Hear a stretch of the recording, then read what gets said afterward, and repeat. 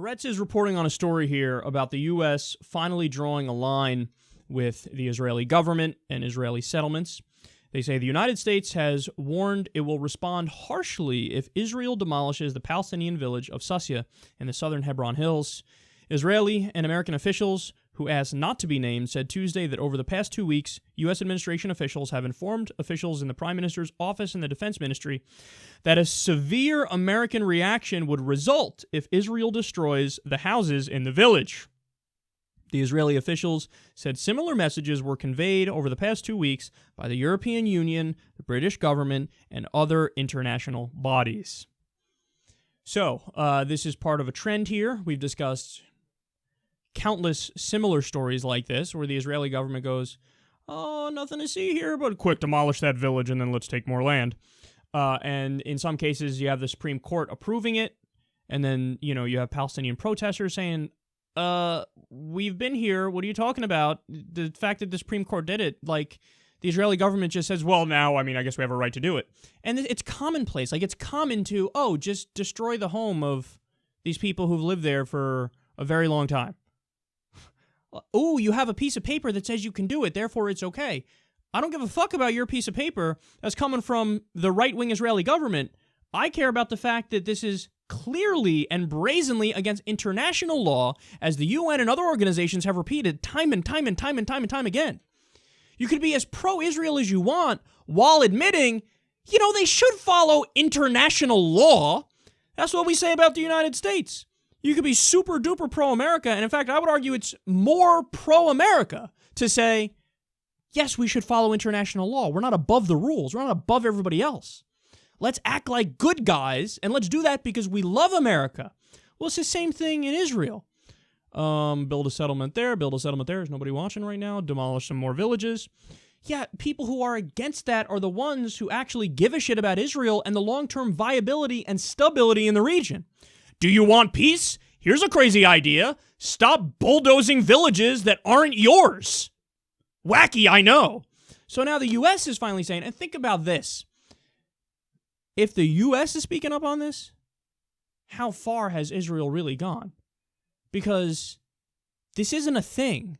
Typically, the U.S. will sit there quietly as Israel does all these terrible things and just, they're our ally. We give them a lot of money every year, and, they're our buddy, so let's just sit here as they do this.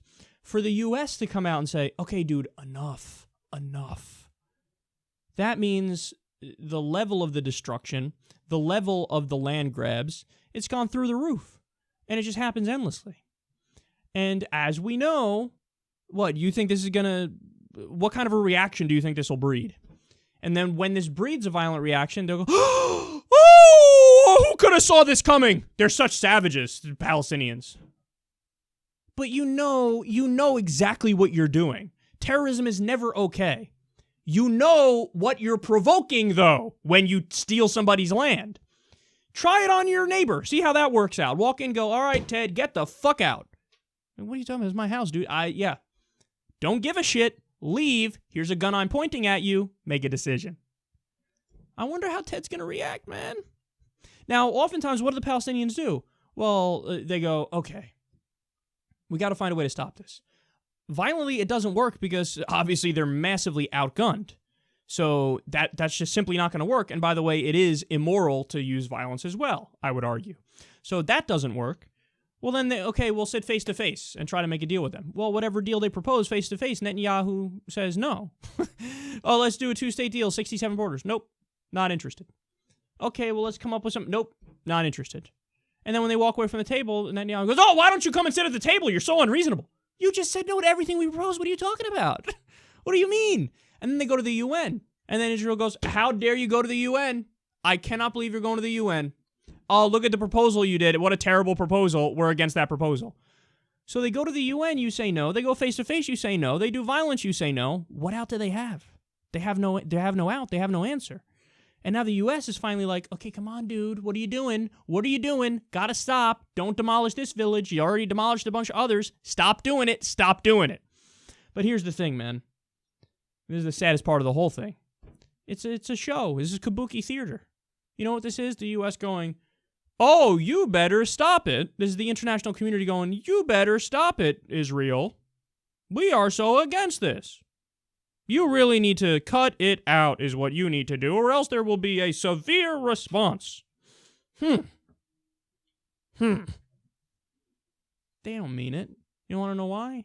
You could have already done it the last time they bulldozed a village. You could have done it the last time they built a settlement. You could have done it the last time they put their middle finger up to international law and expanded their territory while kicking people off their land. But you didn't do it. You didn't do it. What am I supposed to believe? This 718th time's a charm? This time they'll really show them. Dude, as we're learning about this, there was just a story last week talking about how Obama wants to give Netanyahu $3.1 billion every year. They want to give them weapons. They want to give them money. So here's an idea. If you really want them, if you want to stop them from doing what they're doing with the settlements and expanding it, how about you cut that money? How about you say, oh, that's cute. You want to build that settlement? How about we give you no money? Now, if you don't build the settlements, well, then you'll get a little bit. And if you actually start reversing them, well, then we'll give you more. How's that for a crazy idea? You want to get results? You got to do the right thing. You know, how about you lift your veto at the UN and you say, oh, what's that? You're building more settlements? Well, how about we decide we're in favor of a Palestinian state now and we act on it? How about that? How about we support BDS, Boycott, Divestment, and Sanctions Movement, and we sanction you? We sanction you for doing occupation endlessly and not allowing a Palestinian state. How about we do that? I bet then you'll start to care, and then you'll sit down at the table and do a two-state deal. No, if you wanted to apply pressure, you know what you could have done? Already applied pressure. You didn't do it because you don't want to do it. So it's enough with this fucking kabuki theater and this dog and pony show. Oh, yeah, we care so deeply about the Palestinians. Gosh. If you do it, it's not that hard, man.